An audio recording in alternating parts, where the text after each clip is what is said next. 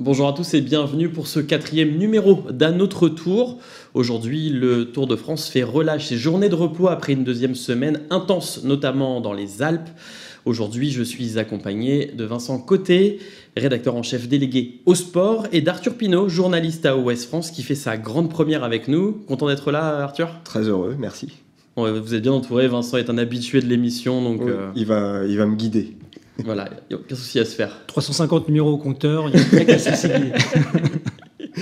Donc on va rentrer tout de suite dans le vif du sujet et essayer de répondre à la question que tout le monde se pose. Qui de Jonas Vingegaard ou de Tadej Pogačar va gagner ce Tour de France, sachant que seulement 10 secondes les séparent après 15 étapes? Vincent, vous avez un avis sur cette question? Alors, je n'ai pas de boule de cristal, mais je conserve le même avis que lors de notre première émission, Julien. Moi, je vois Tadej Pogačar remporter son 3e Tour de France, même si le week-end dans les Alpes ne lui a pas forcément souri d'un point de vue comptable, puisqu'il a même perdu un petit peu de temps par rapport à Vingegaard. Mais il dispose d'une équipe à ses côtés extrêmement puissante. On l'a vu avec Adam Yates encore hier à Saint-Gervais. Donc je reste sur la ligne Tadej Pogačar. Et même au niveau physique, parce qu'on sait qu'il était blessé avant le Tour, est-ce que ça peut tenir sur une 3e semaine? Est-ce que c'est peut-être ça le petit détail qui peut faire changer? Je pense pas, parce que le fait de ne pas avoir couru l'a au contraire préservé d'une fatigue précoce. Faut pas oublier qu'il avait énormément couru en début de saison et énormément gagné. Donc l'atout fraîcheur, il en dispose aujourd'hui. Maintenant, il va falloir qu'il fasse les bons choix au bon moment, parce qu'il reste très peu d'étapes pour prendre le pouvoir. Donc avant de se retourner vers Arthur, qui a un autre favori, on ne dit pas suspense, on va aller voir Gaspard Brémond, notre envoyé spécial. Alors pour lui, c'est un peu plus dur de départager les deux coureurs. Écoutez, qui va gagner le Tour, c'est très compliqué de le dire là, cette deuxième journée de repos. Vingegaard et Pogačar sont séparés que de 10 secondes et ils sont vraiment au même niveau en montagne. On l'a vu ce week-end dans les Alpes, ils sont arrivés dans les mêmes temps. Il y a juste une histoire de bonification qui a fait un petit peu changer la donne, mais ils sont vraiment égaux sur les arrivées en altitude. Demain, il y aura ce chrono entre Passy et Combloux, une vingtaine de kilomètres. Mais moi, j'ai un petit doute quand même sur les écarts demain. Je pense qu'on va encore être dans une histoire de 5, 10, 15 secondes maximum. Je pense, moi, quand même, que ce sera mercredi du côté du col de la Lauze et de l'arrivée à Courchevel. Là, c'est vraiment très long. C'est une étape redoutable avec un enchaînement de cols. Et je pense peut-être que dans ce final du côté de la Lauze, il y aura un des deux qui pourrait craquer et avoir potentiellement 30 secondes, 1 minute de retard sur son rival à l'arrivée. Donc à votre tour, Arthur, donc si c'est pas Pogačar, c'est... Jonas Vingegaard, forcément, il n'y a plus trop de doute désormais sur l'issue. On sait que ça sera un des deux, sauf accident, qui remportera ce Tour de France. Et moi, je trouve que Jonas Vingegaard, il court à la perfection, il court au millimètre. Parfois peut-être un peu trop, on l'a vu sur l'étape d'hier où il attendait vraiment l'attaque de Tadej Pogačar. Il y a des moments où on pensait que Pogačar était moins bien, on se disait c'est là qu'il faut porter le coup de grâce entre guillemets, mais je trouve qu'il court intelligemment, vraiment à la perfection, et il va peut-être bénéficier d'un peu de fraîcheur à mon avis en 3e semaine. Moi je pense que Tadej Pogačar, ça va être vraiment l'inconnu cette 3e semaine, parce qu'il n'a effectué que les championnats de Slovénie en guise de préparation. On sait qu'il était blessé. C'est vraiment l'inconnu cette 3e semaine, alors que Jonas Vingegaard, on sait, il a des certitudes, il a brillé sur le critérium du Dauphiné. Moi je pense vraiment qu'il va se servir de cette 3e semaine de Tour. Et justement, peut-être au niveau des équipiers, qui est l'équipe la plus forte? Jumbo, UAE, qui est le mieux entouré? Les deux sont parfaitement entourés, hein. On l'a vu soit dans l'étape qui arrivait à Jouplan, où les Jumbo-Visma a réussi un tempo extraordinaire. On l'a vu avec l'équipe UAE qui a tout maîtrisé en Grand Colombier. Franchement, les deux équipes se tiennent vraiment. Maintenant, ça peut se jouer aussi au-delà de la fraîcheur physique. Il y a l'aspect mental, en fait, hein. C'est un combat des chefs, c'est ce que disait Vingegaard à l'arrivée samedi soir. Il faut avoir les nerfs solides quand on est en 3e semaine, comme ça, jour après jour, au combat avec son adversaire, pour faire le bon choix au bon moment. Et c'est là où l'expérience compte. Il y aura peut-être une petite inconnue aussi, c'est notamment du côté de l'équipe Jumbo. C'est Wout van Aert, on l'a vu échapper, offensif. Est-ce qu'il aidera pleinement son leader, ou est-ce qu'il aura encore une fois sa carte pour aller chercher une étape? On sait que c'est vraiment son objectif. C'est là la question qui se pose. Donc on vient de le voir, c'est très dur de départager les deux coureurs au profil assez similaire de grimpeurs-rouleurs qui correspond parfaitement à ce profil montagneux de ce Tour 2023. C'est justement une question qu'on a reçue de Pierre de Tours qui nous demande s'il y a déjà eu des Tours de France avec très peu d'étapes de montagne. Et selon lui, le profil décide du type de vainqueur. Et c'est au final un peu ASO qui décide. On va retrouver Gaspard pour répondre à cette question. Il y a déjà eu des Tours de France sans montagne, mais il faut remonter à très très loin. Les tout premiers Tours de France, effectivement, n'étaient pas allés jusqu'aux Alpes, aux Pyrénées. Je crois que c'est 1910, le premier Tour de France qui s'aventure dans les Pyrénées. Et depuis, donc, il y a toujours eu des massifs montagneux franchis par les coureurs. Et alors effectivement, en fonction des années, des parcours, on sait à peu près quel profil de coureur va s'imposer, mais c'est toujours, sur le Tour de France, un grimpeur polyvalent qui s'impose. On va dire que ces dernières années, il y a de moins en moins de chronos sur les routes du Tour, donc effectivement, ça favorise les grimpeurs. Mais on le voit cette année, ce sont quand même des coureurs polyvalents, type Pogačar et Vingegaard, qui vont sans doute être hyper performants demain dans le contre-la-montre, qui vont s'imposer à Paris. David Gaudu, par exemple, avait dit à la présentation du Tour de France à l'automne dernier que c'était un tour qui lui convenait parfaitement. C'était l'occasion jamais pour lui cet été. Au final, on s'aperçoit qu'il y a très peu de chronos cette année, il n'y en a qu'un demain, mais qu'il est quand même très loin en général. Donc je pense que globalement, pour gagner le Tour de France, il faut être très bon grimpeur et très bon rouleur. Et très bon rouleur, c'est quand même ça qui fait gagner le Tour, et c'est ce qui manque malheureusement à des garçons comme David Gaudu ou d'autres grimpeurs qui n'ont pas cette carte-là dans leur poche. Donc on vient de le voir, Gaspard nous a parlé de David Gaudu. On va aborder un sujet qui fâche le niveau des coureurs français. C'est l'occasion également d'une question que l'on a reçue d'un lecteur. C'est Carmen de Noirmoutier qui nous pose la question. Les Français sont encore décrochés sur ce tour. N'y a-t-il pas un souci de formation au sein des équipes françaises, voire en amont dans les clubs? Vincent, votre avis sur cette question-là? Non, je pense pas. Il y a un savoir-faire en France depuis des années. On voit que les meilleures équipes françaises à l'échelon World Tour en première division sont maintenant capables de se doter d'une réserve justement pour accueillir des jeunes coureurs à la sortie des juniors et les former afin de les préparer à entrer dans le grand monde. Maintenant, il faut aussi accepter d'avoir des générations qui sont moins fortes que d'autres. C'est vrai qu'en France, on est malheureux. On n'a pas gagné le Tour de France depuis 1985. Dans les années 80, 2 coureurs y parvenaient, Laurent Fignon, Bernard Hinault.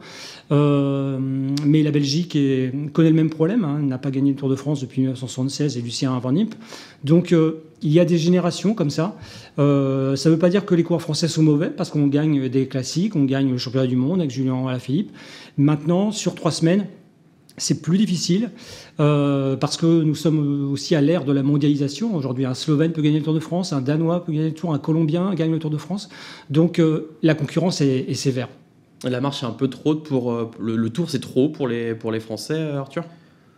On le voit, il y a aujourd'hui une concurrence qui est féroce avec, comme Vincent le disait, un Danois et un Slovène, voire 2 si on rajoute Primož Roglič, qui écrasent tout sur leur passage. Les derniers grands tours, Roglič, Pogačar, ils ont régné en maître. Il n'y a que le Tour d'Italie, hors cette année, où ça échappe un petit peu à leur domination. Et puis on a un autre monstre qui arrive, qui est Remco Evenepoel, qui est censé faire le Tour de France l'an prochain. Donc c'est pas encourageant, mais il y a quand même un vivier qui est assez intéressant. On a des coureurs d'avenir qui ne sont pas forcément sur le Tour cette année. Je pense à Lenny Martinez ou encore à Romain Grégoire, qui sont issus de la Continental FDJ, qui est une équipe réserve où les coureurs, les jeunes pousses, font leurs armes. Et ces coureurs-là, on va les retrouver sur le Tour d'Espagne. Ça va être leur premier grand tour. Ils vont prendre de l'expérience sur des courses de 3 semaines. Et je fais entièrement confiance à Marc Madiot, à l'équipe FDJ, qui sait vraiment y faire pour lancer d'abord des coureurs sur un autre grand tour plutôt que de les lancer directement dans le bain sur le Tour de France, qui est la course la plus médiatisée, celle où il y a le plus de projecteurs. Et si on regarde sur ce Tour de France-là, on a quand même un compatriote, entre guillemets, de notre lectrice qui pose la question, Mathieu Burgodeau, qui vient de Noirmoutier, pur produit vendéen de Total Energy, qui fait un très beau Tour de France, qui termine encore 3e à Saint-Gervais-Mont-Blanc. Donc tout n'est pas acheté. Certes, il n'y a qu'une victoire d'étape. Certes, il n'y a pas de Français sur le podium. Il y en a 2 dans le top 10, un peu loin, mais il n'y a pas tout qui est à jeter sur ce Tour de France. On garde espoir, Vincent. Ah, tout à fait, Arthur a raison de souligner Mathieu Burgodeau, parce que c'est la formation du Vendée U, de podium. Après, j'ajouterais que David Gaudu, qui est aujourd'hui le premier Français au classement général, déjà à 14 minutes, alors qu'il reste une petite semaine de course, faut pas oublier que sur Paris-Nice, il était devant Jonas Vingegaard au classement final. Il avait battu 2 fois lors d'étapes difficiles le Danois et avait terminé donc à la 2e place derrière Pogačar, mais devant Vingegaard, 46 secondes devant. Donc que s'est-il passé pendant ces 4 mois? On sait que David Gaudu s'est énormément préparé, mais ça veut dire que Vingegaard s'est encore plus préparé. C'est de ce côté-là, je pense qu'il faut se poser les questions. Et justement, au niveau des préparations, on en parlait, Arthur, juste avant l'émission, est-ce que les équipes vont aussi apprendre de leurs erreurs, des choses qu'ils ont fait aujourd'hui et qu'ils ne referont pas parce que voilà, ça marche pas? Moi je pense, oui, on en parlait lors du Critérium du Dauphiné. Notre confrère Gaspard Brémond a écrit les articles à ce sujet. On se posait la question chez Groupama FDJ, est-ce qu'on n'en avait pas un peu trop fait en préparation? David Gaudu a été dans le dur sur ce Dauphiné, ce qui laissait planer le doute un petit peu sur ses capacités pendant ce Tour de France. Moi je pense que il paye peut-être un petit peu ces efforts-là, même s'il dit qu'il est à 100% sur ce tour. Ça ne suffit pas aujourd'hui face à des coureurs qui sont tout simplement plus forts. Et je pense que l'année prochaine, si on revient avec cet objectif de podium, on saura adapter la préparation qui a été faite en amont. On apprendra des erreurs qui ont été faites en amont de ce Tour de France et sur ce Tour de France.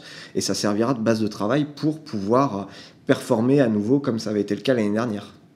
On a reçu également une question de Gilles de Marseille, donc on change un peu de thématique concernant les 2 motards et leurs caméramans photographes qui ont été exclus. Pour lui, le souci vient peut-être du public qui est toujours plus près des coureurs et qui oblige donc les médias à se rapprocher des coureurs. Vincent, ça rejoint un peu votre coup de gueule du jour. Oui, tout à fait, c'est une bonne remarque. Alors, c'est vrai que c'est difficile d'installer des barrières sur une ascension de 17 km. On sait que l'organisateur n'a pas les moyens de le faire, la logistique non plus. Maintenant, face à un public peut-être plus indiscipliné, différent d'une autre époque, je pense que l'organisateur a une responsabilité. Moi, j'étais très énervé aussi samedi, comme notre lecteur, devant le téléviseur, de voir que 2 motards ont pu fausser la course finalement et empêcher Tadej Pogačar d'aller chercher une bonification importante et peut-être aussi une victoire d'étape, puisque c'est parce qu'il y a eu ce ralentissement que l'Espagnol Carlos Rodriguez a pu revenir et s'échapper dans la descente. Alors comment faire pour contenir le public et qu'il reste raisonnable, si on peut dire?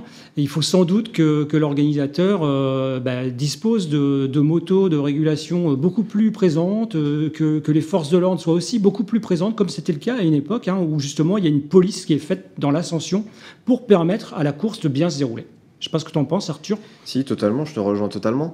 C'est vrai que chaque année, on a ce genre de scène, bon, pas à ce niveau-là. Et moi, je trouve que Tadej Pogačar a été vraiment très sport dans sa réaction, en disant que c'est pas grave, il aurait d'autres opportunités. Je pense que Bernard Hinault n'aurait pas eu la même réaction. Il y a un motard qui n'aurait pas fini le Tour de France, à mon avis. Mais après, j'étais pas né, je peux pas en juger, malheureusement. Mais c'est vrai qu'il y a un problème, et il y a toujours un effet de masse, en fait, pour avoir déjà fait des étapes dans le public en montagne. Il y a toujours un spectateur qui veut se mettre plus près de la route et qui se penche. Donc le spectateur de derrière se penche, et ça fait un effet de groupe.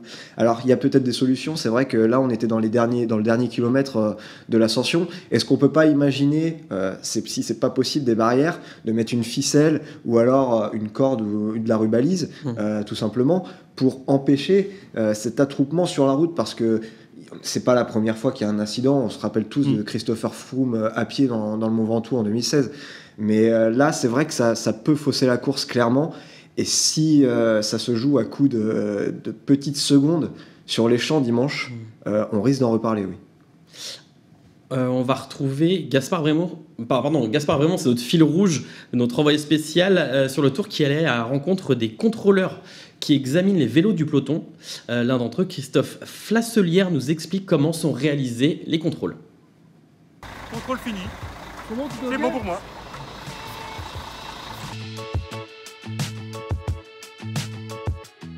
Donc bonjour, alors vous êtes chargé du contrôle des vélos le matin sur le départ, c'est ça? Oui, on est deux commissaires, deux ou trois commissaires à contrôler les vélos le matin. Le contrôle matériel, on appelle ça, le contrôle matériel. Quelle zone du vélo vous regardez? On fait le cadre et les roues. D'accord. Avec quel matériel alors vous faites ça? Nous, on fait ça avec une tablette, D'accord. donc du matériel UCI, donné par l'UCI, prêté par l'UCI, je dirais. Et vous contrôlez combien de vélos à peu près le matin des étapes? On arrive à faire une cinquantaine de vélos par matin. Est-ce qu'il y a des fois où vous avez des choses un peu suspectes qui ressortent à la tablette? Non, honnêtement non. C'est jamais arrivé? Et je pense que pour un Tour de France, ça serait je pense pour une équipe, ça serait catastrophique. Et comment vous les accueillis comme ça par les équipes généralement, par les mécanos? Très bien. Les mécanos sont gentils avec nous et ils nous accueillent bien en général. Et ça évite les polémiques, on va dire, méchantes.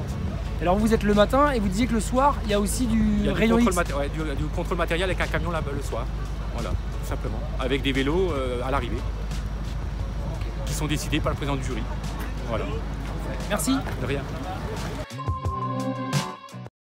Donc messieurs, on se rend compte que ces contrôles sont plus que nécessaires, car il existe toujours des soupçons de dopage chez les coureurs. On l'a encore vu ce dimanche avec Jonas Vingegaard qui a dû une nouvelle fois démentir comme quoi il se dopait, qu'il ne prenait rien. Les performances du maillot jaune sont constamment scrutées. Ça sera le cas également ce mardi 18 juillet avec le contre-la-montre entre Passy et Combloux, 22 km 400 au programme. Kevin Guinel nous dit tout sur ce chrono.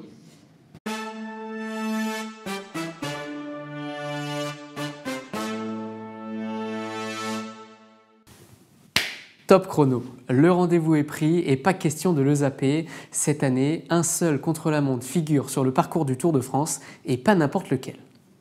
On parle là d'un profil très escarpé entre Passy et Combloux, promis aux rouleurs grimpeurs, mais très certainement aussi décisif dans l'optique du classement général.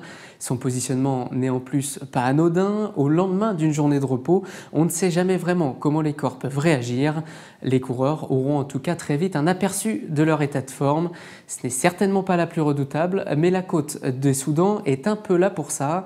Tester, jauger et dessiner les premiers contours d'une bataille. Car oui, cette ascension ne fait qu'1 km 500 mais culmine à plus de 9% de moyenne. Vous voyez le profil sur ma gauche, on devine aisément à quel point cette montée est raide. Il ne faudra sans doute pas plus de 4 minutes au meilleur pour la franchir, mais certains pourraient y perdre de précieuses secondes. Car le premier intermédiaire, justement, est situé 3 km plus loin et donnera un premier indicateur temporel. Il y aura ensuite une descente extrêmement rapide vers Sallanches. Arrivé dans la ville, il sera temps de faire demi-tour, rouler plein sud, profiter d'un replat avant d'attaquer le gros morceau de cette journée. Ce morceau en question, c'est la côte de Domancy. Le serpent paraît tout petit dans l'immensité de la Haute-Savoie, mais détrompez-vous, les apparences sont parfois trompeuses. Son ascension est d'une rare exigence. Demandez donc à Bernard Hinault, qui l'a gravi à 20 reprises lors de son titre de champion du monde en 1980. Il faudra avoir le coup de pédale fluide et la tête froide pour avaler ces terribles pourcentages. D'abord plutôt rectiligne, la deuxième partie serpentera davantage à travers le massif et nécessitera de nombreuses relances. Et une fois ces 2,5 km engloutis, la route s'élèvera encore jusqu'à Combloux, mais dans de moindres proportions. Vous imaginez bien, tout est pensé pour le spectacle. Si ce contre-la-montre est placé là, ce n'est pas un hasard. Lendemain de repos, chrono de côte. Et s'il était là, notre juge de paix ? Donc messieurs, moi j'ai une question un peu naïve à vous poser. Est-ce que le Tour va jouer dans ce chrono, Arthur ? Non, je pense qu'on est tous les deux d'accord. Non, clairement pas. On peut avoir un changement de maillot jaune. Ça, clairement, c'est possible. C'est un chrono qui est difficile. Ça peut renverser un petit peu le classement général, mais il n'y aura pas suffisamment d'écart, à mon sens, pour que ça se joue, d'autant qu'on a encore des étapes très difficiles qui arrivent dès le lendemain vers Courchevel, avec le col de l'Alos, qui est une ascension vraiment terrible, qui avait été découverte sur le Tour en 2020. C'est un final qui est vraiment très très dur, et un final en descente, on le sait, et c'est piégeux, cette descente vers Courchevel, elle est piégeuse, donc ça ne sera pas suffisant pour créer une hiérarchie finale dans ce Tour de France. Donc il faut attendre un peu la fin de semaine, c'est ça? Peut-être au Markstein? Chaque jour compte parce que demain, on peut penser, comme le dit Arthur, qu'il n'y aura pas d'énormes écarts entre les deux. En revanche, il y aura peut-être un ascendant qui sera pris par l'un plutôt que l'autre. L'autre voudra effectivement être à l'offensive dans le col de Haloz le lendemain. Et puis, si ça ne suffit pas encore, eh bien, il y aura cette étape au Markstein samedi avec les derniers cols de ce Tour de France 2023 à gravir, où là, on aura une course totale, si on peut dire, parce que ce sera la dernière occasion. Donc non, je pense qu'on va vraiment pas s'ennuyer jusqu'à samedi soir. Donc le suspense va être entier. On en parlera évidemment de cette fin de Tour de France lundi prochain pour une émission spéciale débrief de ce Tour de France 2023. C'est déjà fini, cette 4e émission. C'est passé très très vite, messieurs. Merci Vincent, merci Arthur pour cette première. Et maintenant, pour vous, c'est place au Tour de France Femmes. C'est ça, à partir de dimanche, au départ de Clermont-Ferrand. Ça va durer 8 étapes. Ça se terminera dimanche 30 juillet à Pau, au lendemain de l'ascension du col du Tourmalet, une étape pyrénéenne avec enchaînement Aspin-Tourmalet. Donc ça va être passionnant à suivre. Et comme je vous le disais, donc nous on se retrouve lundi prochain sur Ouest France pour un nouveau numéro, le dernier de la saison d'À notre tour.